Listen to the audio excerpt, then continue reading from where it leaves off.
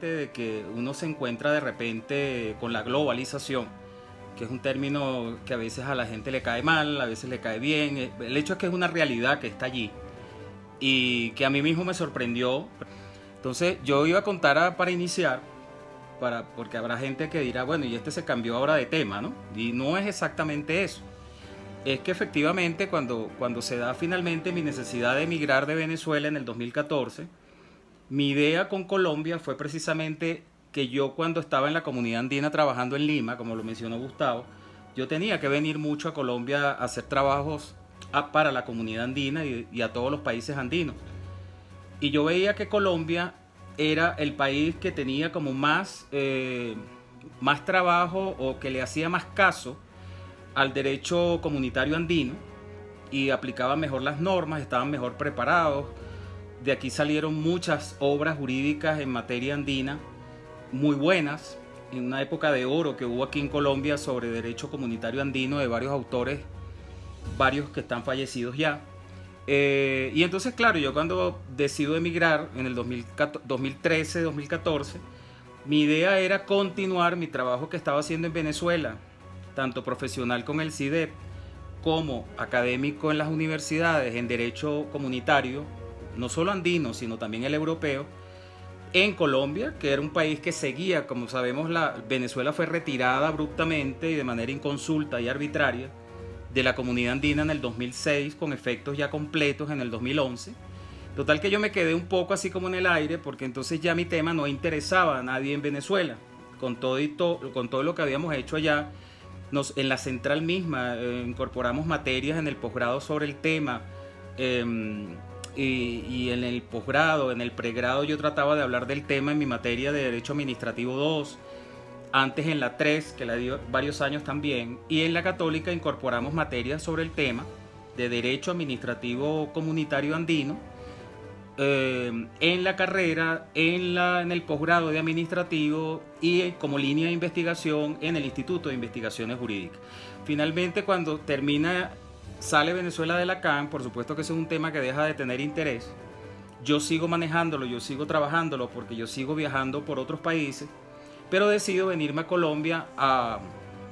trabajarlo, a seguirlo trabajando acá, visto la seriedad que yo había captado en finales de los 90 y principios de los 2000, con ese trabajo que se hacía acá en los ministerios, en las universidades, en muchos sitios que yo veía que era como los más serios y los más profundos en el tema de derecho comunitario andino. Estamos hablando de que yo me vine para acá entre 2013 y 2014, pongamos 2014. Cuando llego en el 2014, me llevo la sorpresa que el tema andino no se está trabajando como yo pensaba. Habían pasado ya varios años, Colombia seguía siendo miembro de la CAN, pero lamentablemente habían ocurrido otras cosas en el camino. Porque, por cierto, una de ellas, en parte esa a lo que me voy a referir, que es lo que finalmente va a explicar esto del derecho administrativo global. Una de los motivos que generó el problema entre Colombia y Venezuela, más que de Colombia y Venezuela como países, entre los presidentes de entonces, en el 2006, que era Uribe y Chávez, fue precisamente que hubo un choque cuando se da o explota la globalización en el mundo, y concretamente en Latinoamérica. Lo primero que ocurre es el choque entre los procesos de integración que ya estaban con esto que se llama globalización. Esto es un fenómeno que ocurre en el mundo, que tiene incidencia en todas las áreas del conocimiento. Quizás la parte jurídica fue la que llegó más tarde, pero que definitivamente estaba allí.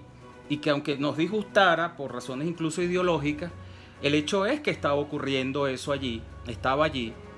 Y los países, en su mayoría, salvo Venezuela, que estaba además ya comenzando su andadura de lo que ya sabemos desde el punto de vista ideológico, se mantenía en sus criterios anteriores, que manejaba inclusive la propia Latinoamérica entera en otra época, no tanto con la intensidad quizás desde el punto de vista de derecho inexistente como ocurre ahora en Venezuela, pero sí hubo una época en que la integración tenía otras características, como era la protección, que ahora, por cierto, el actual candidato presidencial a la presidencia de Colombia está hablando de volver a eso, que es el régimen de sustitución de importaciones. Esa fue una época que se vivió en la integración andina, pero cuando comienzan los 90,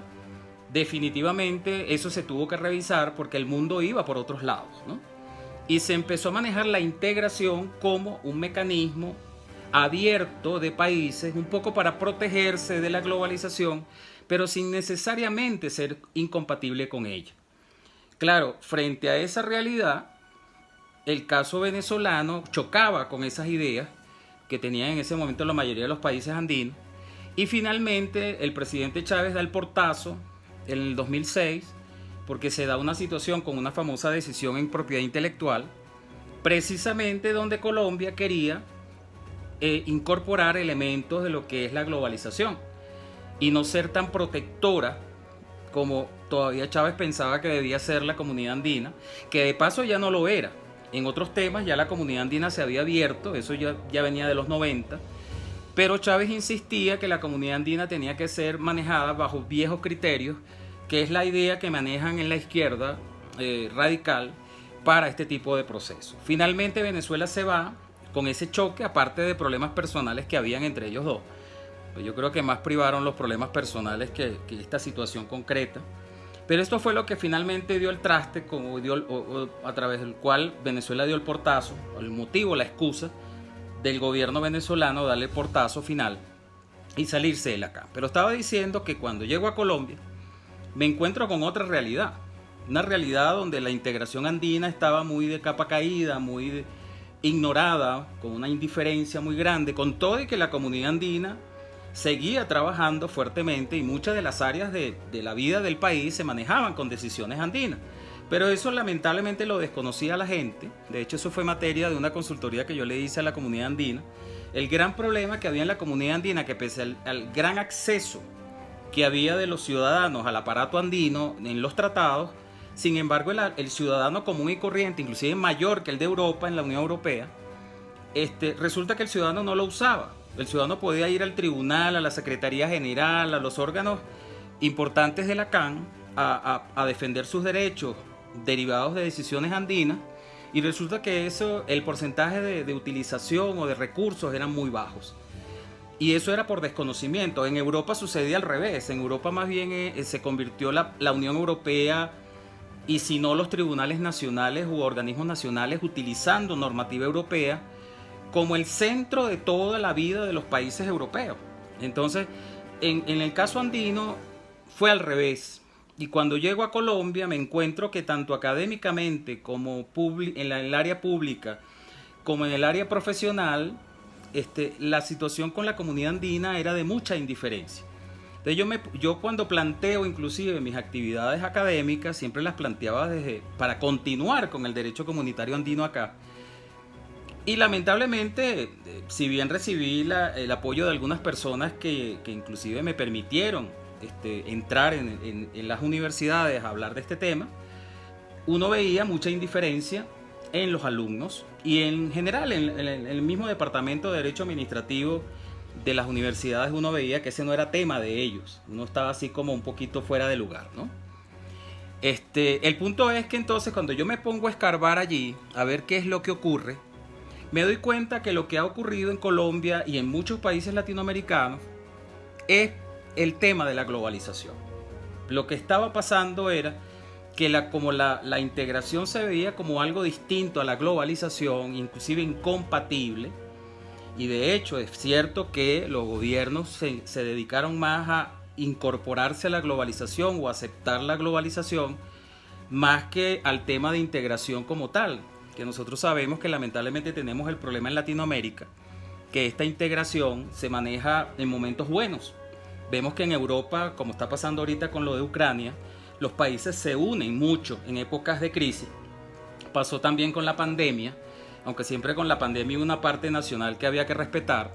pero también en lo posible la Unión Europea trató el tema pandemia de una manera un poquito conjunta, aunque al final cada país tomó sus decisiones a través sobre todo de los estados de excepción. Pero nosotros en Latinoamérica resulta que pasa al revés. Frente a estas explosiones o crisis o cambios de paradigmas, resulta que nos separamos. Nos vamos cada quien por su lado y nos ponemos a ver qué nos conviene hacer en cada país por separado, en lugar de tomar una posición conjunta, regional en las cosas. Sobre todo pasó con la pandemia. Yo siempre dije, y lo dije en mis programas de YouTube,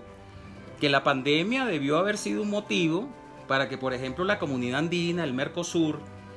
incluso el grupo de Lima, que se armó, sabemos en su momento por cuáles razones, para que se adoptaran decisiones regionales con respecto al tema pandemia. Resulta que eso no ocurrió, en Europa sí, y vimos que tanto en la pandemia como ahora con lo de Ucrania, con todo de que eso es un tema muy delicado en Europa, siempre lo ha sido, el tema de la seguridad y el tema de la política exterior, que al final cada país decide qué hacer con las crisis que hay, sobre todo si el país no es miembro de la Unión Europea, como pasa con Ucrania. Sin embargo, vemos que lo de Ucrania ha sido una unión muy fuerte, que yo creo que ni el mismo Putin se lo esperaba. Y ayer vimos al presidente de Ucrania en el Parlamento Europeo con un aplauso único, unísono, de todos los miembros del Parlamento Europeo, como si fuera miembro de la Unión Europea, que ya se solicitó, por cierto, esa incorporación de Ucrania a la Unión Europea. Porque en este tema definitivamente Europa se unió y así pasó bastante con la pandemia. Pero bueno, les decía que en el caso de Colombia me encontré con que lo que realmente estaba ocurriendo en Colombia en ese momento era que se estaba como, no vamos a decir despreciando, pero sí como vamos a abrirnos a esto que está pasando en el mundo, que era la globalización, que nos interesa más, sobre todo si el gobierno colombiano en ese momento era como se dice de derecha, el caso del presidente Uribe, que tuvo 2 periodos en la presidencia, 8 años. Entonces, claro, eso era un mundo que era totalmente compatible incluso con las ideas políticas del entonces presidente Uribe. Y claro, el tema integración quedó como en un segundo plano. Claro, Colombia seguía participando y la comunidad andina seguía funcionando y dictando normas, que eso es lo increíble, que seguía habiendo la emanación de normas de aplicación directa y con primacía y etcétera, todo lo que sabemos del derecho andino, pero eso se veía como que eso no era tan importante o que se hacía, eso lo hacía el gobierno, que no lo hacía la comunidad andina. Pero bueno, el punto es que yo, para adaptarme a esto, cuando yo empiezo a ver que hay mucha indiferencia con el tema andino,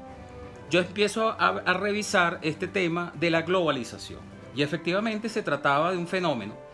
que, aunque nos guste o no nos guste, dependiendo de cada quien, el punto es que había allí una realidad que había que considerar. O sea, una realidad económica, como lo dice este concepto acá. No sé si se ve la lámina bien, déjame ver si la... Exacto. Aquí, como vemos, hay una situación, en esta más o menos aproximación a lo que es la globalización, una incidencia en muchas actividades que fueron dándose poco a poco desde los 90. Gustavo decía algo que es cierto, que yo lo digo en el tráiler que pusimos al principio: la globalización siempre ha existido, pero efectivamente a partir de los 90 se dio una etapa de la globalización muy fuerte, porque además se agregaron estos temas tecnológicos que no esperábamos ninguno, con los celulares, con el internet, con muchas cosas que ocurrieron, que además facilita la interdependencia entre los países, y ya los países no pueden manejar muchas cosas cada uno por su lado con su propia normativa, sino que hay muchos temas que definitivamente se tienen que manejar globalmente. Y para ellos fueron creándose muchas organizaciones internacionales, que no es tan exacto como que era antes lo que se llamó siempre el derecho administrativo internacional. Una parte, por supuesto, si era el mismo derecho administrativo internacional que siempre hubo, ha continuado o ha cambiado, porque muchas de esas figuras que a principios del siglo XX, que se llamó derecho administrativo internacional, desaparecieron, pero aparecieron otras. Pero la diferencia entre eso que se llamó derecho administrativo internacional y esto que hoy vamos a llamar derecho administrativo global, es que en ese mundo, que voy a pasarles una lámina acá, que es esta que está acá, se fue generando este llamado, como está aquí en rojo, espacio administrativo global. ¿Por qué? Porque fíjense ustedes que en la lámina pasada, en la lámina esta que acabo de poner, la globalización llegó a tener una incidencia enorme en muchas cosas, incluso fuera de lo jurídico en algunas de ellas. Pero de hecho, y ese es el punto que hay que discutir, de hecho, muchas de esas decisiones de organismos internacionales, incluso privados, llegaron a tener una incidencia y tienen una incidencia muy importante en la vida de la gente y directamente, sin que ni siquiera eso lo hagan los estados como era en el régimen normal del derecho internacional. Por eso se le llama derecho administrativo global. Ya vamos a ver otras diferencias de lo que es derecho internacional con derecho administrativo nacional. Pero el punto es que se fueron dando organizaciones. El profesor Barnés siempre menciona, tanto en sus libros como en sus conferencias, que es uno de los españoles que más ha trabajado el tema de administrativo global. Nosotros tenemos formalmente organizaciones de estados, organizaciones internacionales de estados que llegan alrededor de, vamos a poner 250 más o menos, en el mundo. Pero cuando revisamos las organizaciones internacionales privadas o híbridas, la cuenta sube a más de 2000 organizaciones en el mundo que están trabajando en estos temas, que están aquí mencionados algunos, no están todos. Pero fíjense ustedes que la globalización llegó a ser un tema que incidió en lo tecnológico, en lo financiero, telecomunicaciones, medicamentos, propiedad intelectual, derechos humanos. Es decir, ya vamos a ver en otra lámina más adelante la cantidad de áreas donde existen organizaciones internacionales que de alguna manera hace desplazar las decisiones en muchos temas globalizados desde los estados al ámbito internacional, pero que no es manejado por los criterios del viejo derecho internacional o el clásico derecho internacional, sino que se trata más bien, si bien pueden provenir de las normales o tratados o formas tradicionales del derecho internacional, algunas no vienen de tratados siquiera. Se trata de organizaciones creadas sobre la marcha en algunos casos. Ya vamos a ver una lámina donde hay los distintos tipos de organizaciones en este tema. Pero el hecho es que más allá del tema internacional puro, que lo tengo acá, en otra lámina por acá, más allá del tema internacional puro, manejado por el derecho internacional, como aparece en esta lámina. Entonces, fíjense ustedes que nosotros normalmente manejábamos los temas internacionales a través del derecho internacional. Esa fue la manera tradicional. Y dentro de este había un poco un derecho administrativo internacional, pero dentro de las organizaciones internacionales de estados. No eran de privados o de empresas o de ONGs, no. Era de estados. Y aparte de eso, y todo lo que salía de las organizaciones, luego bajaba a los estados para su ejecución, y en la parte administrativa eran ejecutadas en los estados a través del derecho administrativo nacional. Eso era lo normal antes de la globalización, esta última etapa de los 90 para acá. Pero resulta que cuando uno revisa el fondo de lo que ocurre en este tema, uno se da cuenta que aquí en el medio, a medio camino entre lo internacional y lo nacional, hay lo que se llama un espacio, que aquí aparece mejor explicado en esta otra lámina. Hay lo que se llama un espacio administrativo global, un espacio en el que ocurren muchas cosas. No se trata de sustituir a los estados, porque uno de los enemigos, uno de los criterios que crea enemigos en este tema, es que dicen por allí que lo que ocurre en este espacio administrativo global van a ser los nuevos estados del mundo, que los estados van a quedar de adorno, que los estados van a hacer esto, aquello. Es decir, no, realmente ni en su funcionamiento interno, que esta es la segunda parte un poco de esta, espero que me dé tiempo de hablar de ese tema también, que es la cara de la globalización en los estados directamente. Ese es otro aspecto que me gustaría hablar hoy. Pero estamos hablando ahorita de la cara de la globalización a nivel internacional todavía. Hay un espacio administrativo global donde ocurren muchas cosas que la tengo un poco en esta lámina resumida. Aquí tengo esta regulación, o sea, lo queramos o no, desde los años finales de los 80, principios de los 90 para acá, han venido ocurriendo regulaciones en estos temas que están aquí, porque además hay muchos de esos temas que son nuevos. Por lo menos el tema Internet. El tema Internet es un tema que apareció en los 90 precisamente. Eso es un tema que no está manejado por una organización internacional. Eso es un tema que está manejado por una organización privada internacional que está en California de los Estados Unidos, que son los que ponen inclusive los dominios en internet. Todo ese tema lo maneja una organización internacional privada y pone las normas. Cuando nosotros nos metemos en internet y vamos a pedir una dirección, un correo, todo el régimen de los correos electrónicos, eso es decidido y manejado y estructurado por una organización internacional privada, que ahora sí parece que está aceptando alguna intervención pública, pero de segundo nivel, que es la ICANN, creo que se llama en inglés, ¿no? Esa es una organización que está decidiendo las cosas en nuestra vida desde los años 90, y nosotros no nos damos cuenta de eso. Vimos en estos días que una de las primeras sanciones que se le sometió, que se decidió contra Rusia, en el caso de la guerra con Ucrania, fue el tema del SWIFT. Entonces, todos sabemos que cuando tenemos que hacer una transferencia bancaria, tenemos que decir cuál es su SWIFT. Nos preguntan el SWIFT así como algo normal, como la cédula de identidad casi. Resulta que el SWIFT es un mecanismo de protección de datos y de seguridad bancaria que es manejado por una organización internacional también privada. Y así, cuando venimos a ver ayer la FIFA, hablando del deporte, la FIFA, que es una organización internacional privada también, resulta que decidió excluir a Rusia de todos los campeonatos de este año. Yo no sé hasta cuándo, pero el hecho es que tomó la decisión de así, sin procedimiento, sin nada,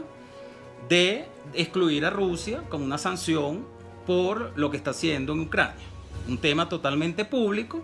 es convertido por organizaciones privadas para tomar decisiones que, cuando uno revisa en esta lámina,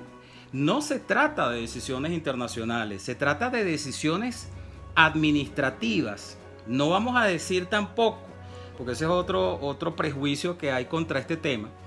que es que cómo es posible que se diga que en este espacio ocurre lo que ocurre acá en los estados. No, es que no se está diciendo eso. Lo que se está observando y se observó en los 90 y dio lugar a que en el 2005, a partir del 2005, los profesores Kingsbury, Stewart y Kirsch en la Universidad de Nueva York empezaran a hablar de esto con su famoso proyecto de Derecho Administrativo Global, claro, a la norteamericana, pero que luego se incorporaron profesores de Europa, incorporando también, valga la redundancia, el tema comunitario europeo en la parte administrativa. Entonces ellos observaron que, mira, es que esto que ocurre acá no es lo que antes ocurría en la parte internacional y se manejaba con el derecho internacional.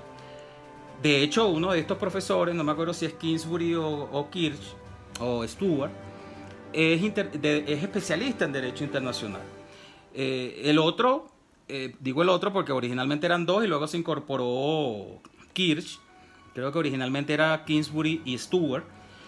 Resulta que observan que lo que ocurre en este espacio administrativo global, que es algo que está allí, no fue que lo inventó Kirsch ni Kingsbury ni luego Sabino Cassese, que era el que me iba a referir de la parte europea, un gran autor que fue magistrado de la Corte o Tribunal Constitucional italiano, inclusive, que toda la vida trabajó en derecho administrativo tradicional nacional, se metió en este tema y ha producido unas obras muy, muy importantes, que es Sabino Cassese. El profesor Rodríguez Arana en España, el profesor Javier Barnés también en España, el Smith Hassmann, que está en Alemania. Todos ellos se incorporaron a esta idea y le hicieron ajustes a lo que decían en Estados Unidos, porque Estados Unidos, los profesores norteamericanos, cuando hablaban del tema, lo veían en su visión norteamericana, en su administración pública propia, que tiene unos aspectos muy concretos y muy distintos a la administración pública o al derecho administrativo europeo continental, que es el que tenemos nosotros en Latinoamérica. Entonces, al final, todos estos profesores, desde el 2005 para acá, ya hoy podemos hablar de un derecho administrativo global, pero no para decir que es que se repite en este espacio administrativo global lo que ocurre en los estados, sino que hay en el espacio administrativo global una incesante producción de decisiones administrativas. Y cuando digo decisiones administrativas, hablo de normas pero no las normas típicas del derecho internacional, sino normas administrativas y decisiones concretas o particulares en muchos ámbitos internacionales. Por lo menos las mismas Naciones Unidas, cuando hablamos del ACNUR, la ACNUR saca unos listados de refugiados, el Consejo de Seguridad de las Naciones Unidas saca unos listados de gente involucrada en el terrorismo que son sancionadas, tanto regímenes autoritarios como personas individuales que son sancionadas, consideradas terroristas. Eso lo sabemos nosotros y lo vemos en la prensa, que a veces los retiran, los incorporan. Pasa con la guerrilla colombiana, que estuvo en un tiempo en la lista, luego la sacaron, etcétera. Bueno, sabemos todo el proceso de paz que ha habido aquí en Colombia, y eso ayudó para que parece que luego la retiraran de la lista de terroristas. Y así por el estilo, hay una gran cantidad de decisiones administrativas, inclusive particulares, que ya en el ámbito público, es decir, de las organizaciones internacionales públicas conformadas por estados, generan decisiones que no es que los estados luego las adoptan cuando baja el derecho internacional a los estados o se incorpora al ordenamiento jurídico nacional, sino que directamente las organizaciones, pasa también mucho con la OMC, dictan decisiones administrativas particulares aparte de normas de desarrollo de los tratados que les dieron lugar. Entonces todo ese espacio administrativo global es lo que han llamado estos profesores norteamericanos primero y luego conjuntamente con los europeos, incorporando inclusive el mundo comunitario europeo, es lo que ocurre en este espacio administrativo global, que todavía no es en los estados, sigue siendo internacional, pero que ya deja de ser de derecho internacional. Entonces es a esta actividad administrativa, que no propiamente producida, otro tema muy importante, no es que estemos hablando que en el ámbito internacional hay administraciones públicas.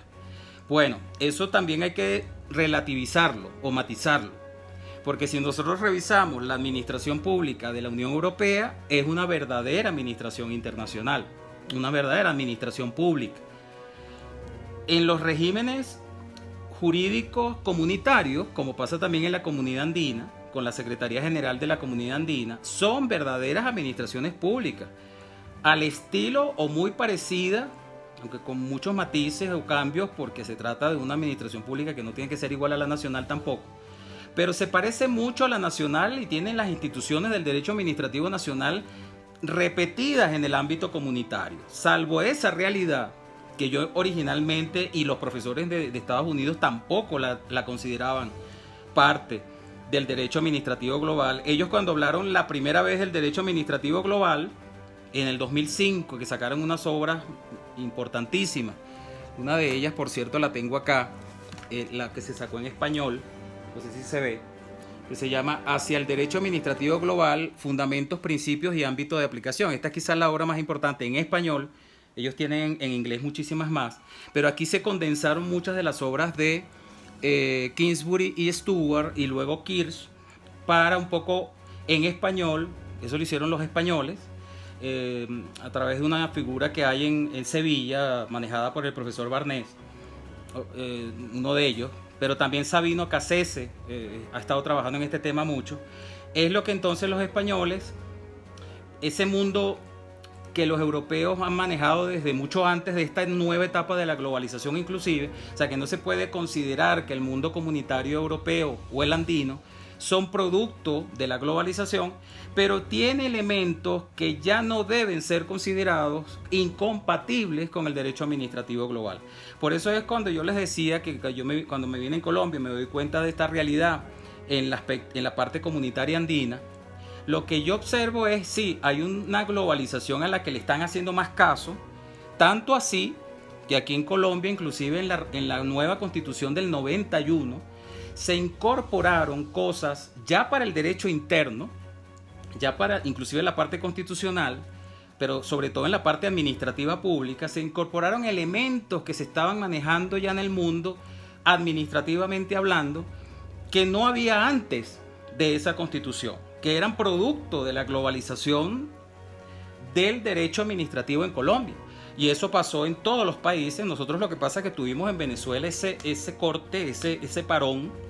ese frenazo en el año 99, que esta nueva situación jurídica mundial, que repito, no era algo buscado, fue una manera, lo que hicieron los profesores norteamericanos y luego los europeos, es decir, señores, esto es una realidad que está aquí. Esto que está aquí es actividad administrativa, no hay unas verdaderas administraciones públicas como las conocemos en los estados, pero hay una gran cantidad de figuras que sobrepasan las 2000 que están realizando actividad administrativa pública. Esto que está ocurriendo en este espacio administrativo es lo que definitivamente tenemos que ver cómo manejamos, cómo sistematizamos, es lo que dice Barnés, cómo domesticamos la globalización al final. Porque eso estaba ocurriendo y estaba ocurriendo todo suelto,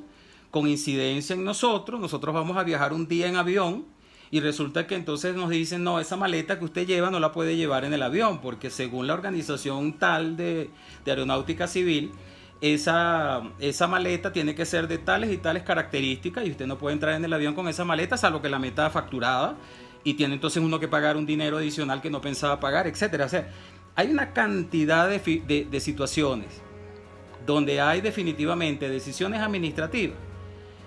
que, aunque no se parecen tanto a las antiguas o que siempre existieron en el ámbito comunitario, que repito, comenzó en los 50 en Europa y en la comunidad andina comenzó a finales de los 60, sin embargo, todo eso reunido es lo que ha dado en llamarse cómo manejamos esto en banca, seguros, internet, deporte, migración. Fíjense el tema migratorio, lo que está ocurriendo ahorita en la misma Ucrania con los refugiados ucranianos, como pasó con Venezuela, los migrantes venezolanos que muchos entraron en el mundo del refugio, del asilo político, de la protección humanitaria. Todas esas son figuras manejadas por organizaciones internacionales y con decisiones particulares de organizaciones internacionales. El tema de las telecomunicaciones, sobre todo con esta nueva manera de comunicarse con los celulares, con el internet, con las redes sociales. Fíjense lo que pasó con Trump en el tema de cuando todavía era presidente y su red social, que son cosas, bueno, algunos dirán por allí, bueno, esas son cosas que uno acepta cuando se mete en la red social en la letra chiquita y no la lee y después se da cuenta que puedes estar involucrado en esa situación, que te quiten la red social porque un día publiques algo que no les guste a los de la red social. Pero vemos que hay situaciones o decisiones de interés general o que exceden lo estrictamente contractual, que eso no tiene regulación y hacen las organizaciones lo que les da la gana. Entonces no se trata de justificar a las organizaciones haciendo lo que les da la gana, como dicen algunos en contra del derecho administrativo global. Lo que se trata es que esto debería tener una mínima regulación, en algunos casos con principios del derecho administrativo nacional, pero en otros casos con unos nuevos principios creados para este derecho administrativo global, para que estas decisiones puedan salir de una manera un poco más segura para los ciudadanos, empresas y destinatarios particulares que reciben. Sobre todo el tema normativo también. El tema normativo debería ser objeto de una serie de lobby, no de lobbies, porque el lobby ya es una figura que se tiende a ver en un mal sentido, sino de participación de la gente. Entonces esto es lo que busca el derecho administrativo global, en el sentido de que es toda esta actividad que se produce en este espacio administrativo global tenga una mínima regulación, que de la mínima pase y evolucione y sea un poco mayor a medida que pase el tiempo, y estas organizaciones finalmente entren en el mundo del derecho, porque muchas de ellas estaban haciendo, como sabemos, lo que les da la gana, y de repente uno iba a viajar una mañana a las 6 de la mañana, todo trasnochado, sin poder dormir, y llegas al aeropuerto a viajar y no puedes viajar porque la maleta tuya es muy grande, porque lo decidió una organización por ahí, privada además, sin ningún tipo de garantía, sin ningún tipo de seguridad, sin ningún tipo de procedimiento, derecho al debido proceso, etcétera, etcétera. Entonces eso es lo que busca un poco este derecho administrativo global.